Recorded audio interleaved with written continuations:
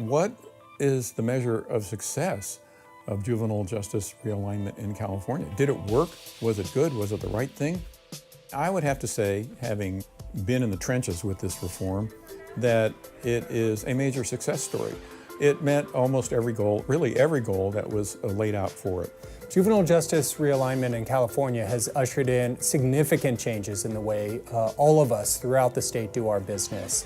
It really marked the incentivization of evidence-based strategies, really using risk and needs assessment to be smarter about who we incarcerate and who we safely treat in the community. Our philosophy before SB 81 was that we had a continuum of graduated sanctions. And so as a youth would come in our system, we'd put them on supervision. And then, of course, if they would violate or have a new arrest, we automatically elevated them. So we sent a lot of youth to out-of-home placement, and we sent a lot of youth to the California Youth Authority.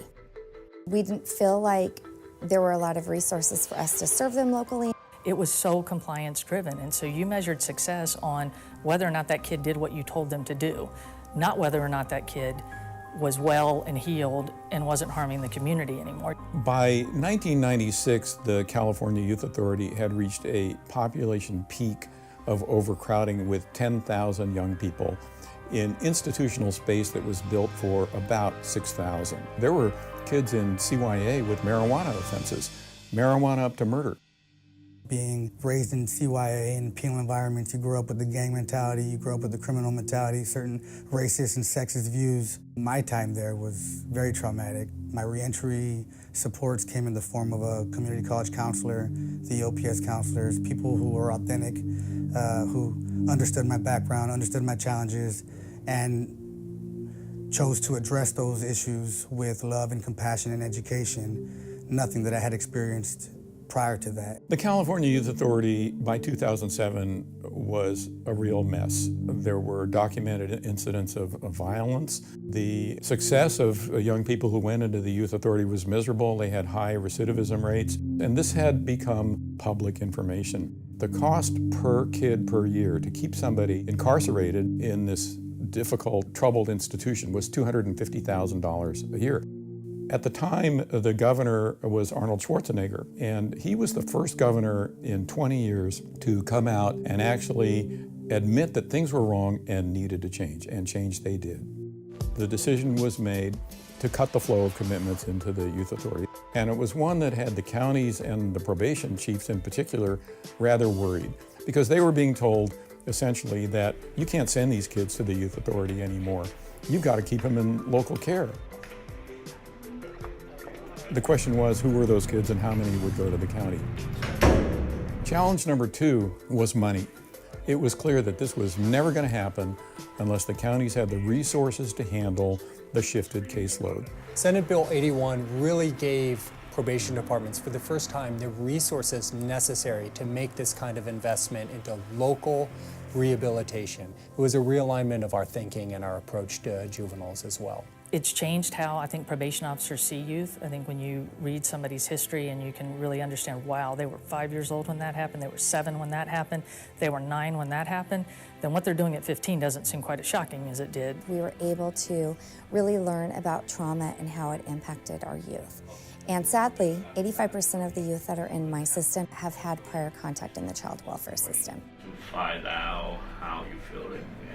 And so we have trained our staff on adverse childhood experiences, trauma-informed care, and even vicarious trauma, and how it impacts them when you're dealing with youth who have experienced community trauma, neighborhood trauma, abuse, and neglect themselves. We value data and the importance of data, that we recognize that assessment has an important role in making good decisions, and that probation is an advocate for our youth and families. I'm incredibly proud of not only the investment of our community, but tremendously proud of the partnership that we have with our community agencies that recognize that they share in our obligation and responsibility to make sure that young people get what they need. And what I can tell you is that where we are today is far better than where we were.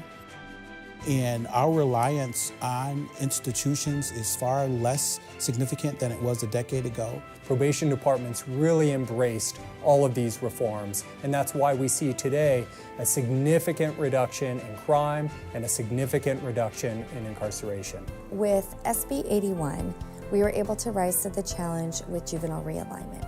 And I truly believe that that success led to SB 678 at helping to reduce the new revocations to state prison, which then led to AB 109. Now we're implementing Prop 57 because it's working. And so I think the sky's the limit. When we have the resources, probation can accomplish anything. I truly believe that. And our moonshot is to actually eliminate the juvenile justice system. And it's not by being soft on crime, but by raising children in such healthy communities and families that they don't turn to drugs, they don't turn to gangs, they don't turn to delinquency. Lower crime rates, lower incarceration rates, costs saved at the state level, better programming and reentry options for kids at the local level. Those are the markers of youth realignment success at the local level. None of that would have happened without the probation voice and participation in the reform.